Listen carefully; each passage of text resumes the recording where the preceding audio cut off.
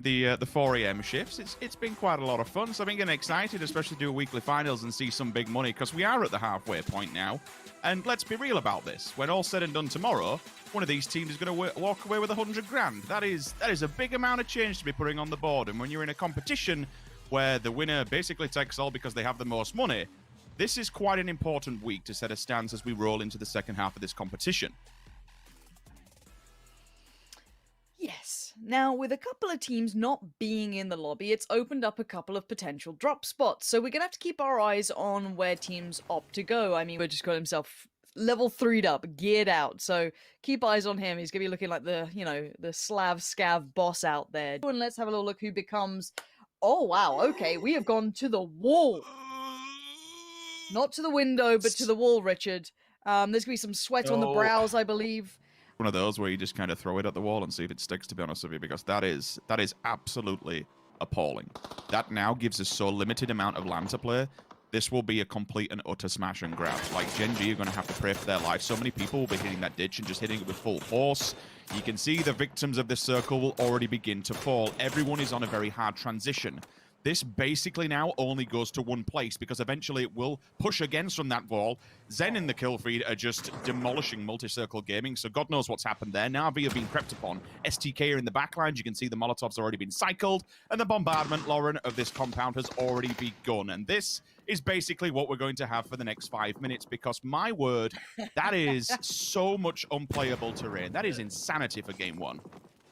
Oh, I'm burning alive. There we go already. Alo's going to find Tab pretty comfy, and Navi once again looking a little weaker than I'd like to see. And Shoot to Kill have been a dangerous squad by all accounts. Now, if they can remove Besto from this equation, that's all theirs. Good stuff. It's in the pockets. No problem. They can hunker down and hold territory. Now, it looks as though Besto's in all kinds of trouble. There's off angles being provided. He's trying to fall away to the other side, but... Easy now. Easy. Maybe. We saw Daytrade and FaZe early on, close by, and now even closer. Keep in mind, Uber is geared out of his mind, so he actually might be in a good spot if he actually gets a fight thrown towards him. Still holding a 2-2, it looks like, on that mini-map. And now, again, on the other side, though, we saw one part of the problem. You're going to have VP on the other side. So Virtus.pro going to be working their way through as well from Monte Nuevo. Now, FaZe would love to deal with one of these two fights. That would be the absolute paramount part of the problem to get past. However, already 80's going to clear out one avenue. That's not bad. That Molly should do some work on that flush too, but for now, Gustav's still going to keep pressure on. Now, keep in mind, no one's pressured him from the other side of this hill. No one is stopping him from this peak. Daytrade... Uber there to back him up, the level 3 gear and the AUG in hand. This should be absolutely critical. Critical moment for the audience as well. You've got the code on the left-hand side. Don't want to draw too much attention to it, because Uber is here for the nade. And this is exactly what FuzzFace is here for, and the rest of FaZe Clan. They want the points. We're back to the esports rules. The super settings are in play, and every single frag will matter. And keep in mind with the circle update, this is just on the very verge of the circle itself. So they want to get past this. This is want to be something they think about as they've now been looking towards their next step on this one. They don't want to get caught up by this. They want to clear this and move the hell on, because otherwise they're going to be kind of behind the curve. Other teams are already beginning this rotation into the new circle. Besto still being a nuisance. We are seeing shotguns becoming way more commonplace, by the way. I thought Iro was trolling, but I mean... We're seeing a couple more, but it may be just the fact that they need something. They haven't had the time to pick up more, but there you are. You're seeing FaZe churn through Daytrade Gaming. It looks as though they're clearing it out well enough. Venotka is just trying to make a mad dash for it. Gustav looks like he's got him dead to rights as he does. The little hip fire comes in and say goodbye. First team out, Daytrade and FaZe with a good couple of kills. They're looking solid, not losing a player. But now they will be playing the outskirts. But Besto is playing in the fire. Now, there's not much more to be said about that, and you can imagine how well that's going to go. It's gone poorly. So Shoot to Kill, take the compound, and actually in a fantastic spot now too. And Oath have crept on towards Tianba, but Tianba aren't going to leave their man on their own. No, they're going to support him. The rest of the players going to pile on through, and Pack Caps now has other people to pay attention to. But Lorena has been surprising us time and time again. Off angles being worked with, always in the right position, being a nuisance to the opponent. And once again, we see this here. No, for Team Liquid, I'm rather concerned. Same could be for Kemba. This would be a nice prime compound for Oath to find residency. Initial grenade goes down. Will it find a body? It'd be good to lend him a hand, because he's going to have all of them at the door, and he's got the fight of his life right in front of him. Nade, ticked and prime, try and take down a second one, but not going to happen. But this time it's from a different area, from a different team. Lorena spots it. Liquid, I spoke about the transition. It was always going to be a difficult run at this stage in the game, and they are being mowed down. Mexi signs up life, takes out Lorena. The confirmation's there, but Mings shuts it down instantly. Quick response, and I believe it only comes down to Jeans to try and hold the line with one first aid. This could be all said and done for Team Liquid. Yeah, James, if he can go snake mode, he will, but the hillsides are littered with more than just eyes. There are players everywhere watching him. Look at him surrounded. T1 in front, Oath to the side, TSG down below, Tianba, MCG, Multi-Circle Gaming are watching this go on. They're taking a bit of, flack as well, but with the circle move as it has, it's moved away from the rocks, away from the northern side a little, into the fields. T1 kind of hopping in and out of the vehicles, but they've got some safety there. They should be okay. But FaZe on the mad dash. We're going for a shed. We're going full DA. Okay, we're going to go for the send. Let's see if it's clean. They're going to get everyone's attention. Everyone's eyes are on this. Look at this. Shoot to kill in Onyx. Lou, everybody is piling in on them. FaZe made a mad dash. And yes, for the late game, it could be great. That is slap bang central, and it's hard to crash, as we've just seen.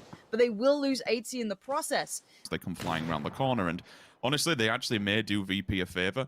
And ooh, they could get eyes on Afreeca Freecs before VP does. For Afreeca Freecs, you can try and smoke this one out. The bombardment has been going as a card coming around the corner initially. First contact made. My word, it is prolific. VP have just been damaged. That is a clean sweep and clear coming out from Afreeca Freecs, but they have to be quick on the res, on the heel, because my word, Ence are lurking in the distance. They've heard all these shots. They understand this is a very easy pickings, but they need to get line of sight first. They need to be quick. They need to be cautious. Afreeca Freecs will feel good about that. And Ence, well, they could be next on the chopping block, but they are weakened for now. Ence have got to be quick here. They have to go. Well, these Finns were moving fast. Already the nades could come out. Why not try and get a couple down? If you can get a knock with that, you're doing damage, and Tixu has done some. There we go, a cat now down. They've been counting. They know that there's only maybe 2 still standing, but EJ's still there. Little vert nade to come across. There's the flashes. And need to be careful, though. There is still a lot of threat there when it comes to Afreeca Freecs, and they are just bombarding this side.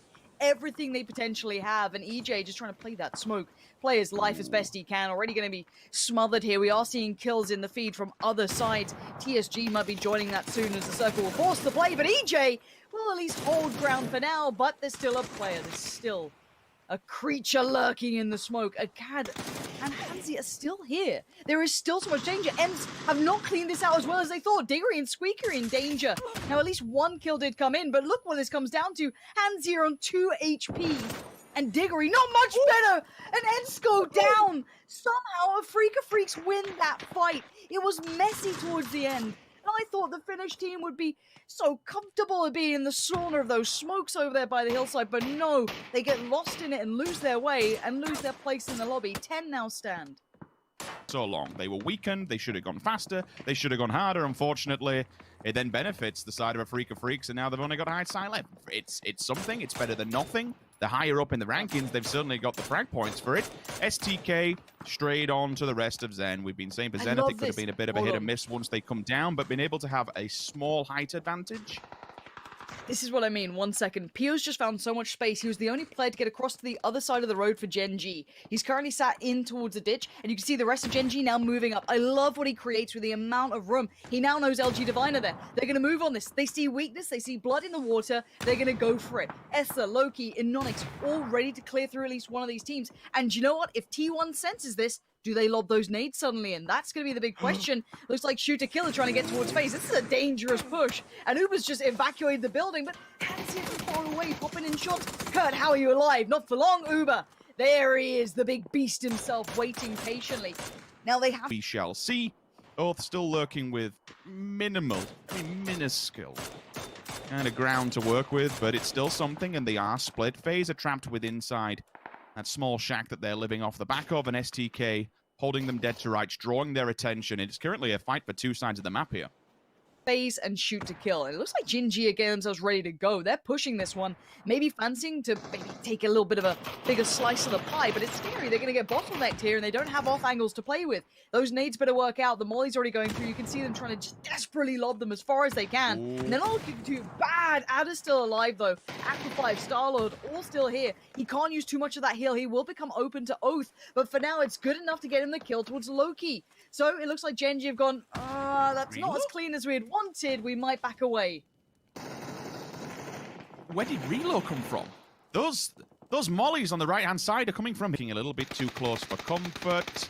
Gen.G, P up, 5 kills single-handedly. Adder will fall victim to that. Oh, flashed away, gun up in the air. Nothing you can really do about that one. The wheat fields that hold some sort of safety for FaZe, and Gen.G are dying to the blue. I think they've been so tagged up and damaged at this point. There they go, they're done. They are done for. Okay, Oath outlives them in the end. We've got 2 players for FaZe, 2 for Oath, and 1 for shoot to kill. And Oath somehow have a big slice of the pie here. They have got great territory to work with. They can close in towards this with no trouble on their backs. I don't know what state they're in with utility armor, who knows? But I do know Gustav's looking good in this, as is Uber still. But Gustav now burning alive, going to be forced out of the building and now into the loving eyes of everyone. Relo's watching this. Uber finds uncivil, and now we're down to a 2v2. Oath, who has the benefactor of the ground. They have the terrain. For FaZe Clan, once that circle's on your back, really, it's an open run. Uber, this is a dangerous peek. That's a great shot. Snakers puts down Uber, and suddenly it's Gustav in a 1v2. 2 kills and a tag. Needs a little more. He's just on the verge of this circle, but as you said, Oath have the better gateway going forward. Snakers and Relo have really strong positions. No smokes on Gustav either. That's a problem now. Ooh, and you can see him looking for options here. Snakers just ringing the dinner bell. Come on out, bud. We're getting hungry. And Gustav, he's going to bide his time. He needs to find the way forward. And I don't see any smokes. I don't see a way for him to avoid vision. Now that's what I'm going to look for. Okay, it's runtime. He's found at least a little bit of low ground to play with. Tries to keep his head down. Don't silhouette. Find that 1v1. Switching out to the M4. It's going to be Snakers on the plate to start with. Let's see if he finds it. Snakers on the other side. Gear not looking so pretty, but Gustav spots him. Good tag. 1 HP. He gets him. And now the 1v1 Relo. He knew where he was roughly, but he would have lost spot by now. But now enough time to get the heal off. You can see Gustav gets the flash. No messing around. Flash comes in and Relo readjusts. Good move from Relo on the top right side for you. Gustav using the hay bale.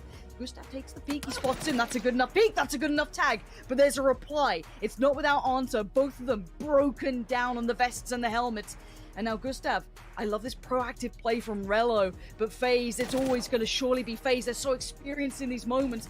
1 flash is all he's got. Gustav's pushing it. The madman is going for a run. He sprays and he can't land the shots needed.